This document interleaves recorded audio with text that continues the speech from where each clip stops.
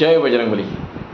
राम, लक्ष्मण, सीता नाशिकला पंचवटीमध्ये आपला वनवासाचा काल संपवत होते आणि तो प्रसंग रावणाची बहीण शूर्पणखा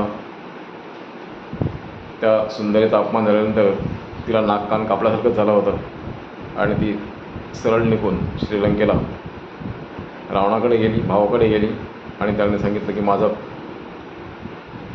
कशी दुर्दशा केली आहे बघ. त्या जंगलात राहणाऱ्या त्या वण ऋषी जे आहेत त्या ऋषींची मुलं आहेत, त्या मुलांनी मला असं विद्रूप केलेलं आहे. रावणाचा प्रचंड संताप झाला की कोण माझ्या बहिणीला अशा प्रकारे अपमानित करू शकतो, प्रताडित करू शकतो. त्याने विचारलं कोण, त्यांचं नाव मला सांगशील का, जरा परिचय देशील. त्याने सांगितलं की राम जो दशरथाचा मुलगा आहे तो वनवासात निघालेला आहे आणि त्याच्याबरोबर त्याची पत्नी सीता पण आहे आणि भाऊ लक्ष्मण, हे तिघेजण आहेत आणि तिघांनी मला अपमानित केलेला आहे. तू त्याचा बदला घेतलाच पाहिजे.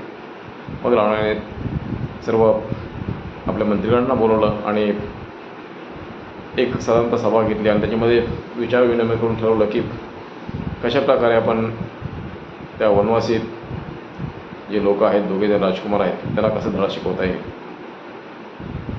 पण अनेक राक्षसांचा मंत्र्यांचा पराभव झालेला होता, त्याने अनुभवला होता. मग त्याने सगळ्यांचं मत असं झालं की आपण त्यांच्या वाटेला जाणंच नाही, त्यांचं ते वनवास पूर्ण करतील आणि ते निघून जातील. नाही ते उगाच आपण त्यांच्या वाटेला गेलो तर ते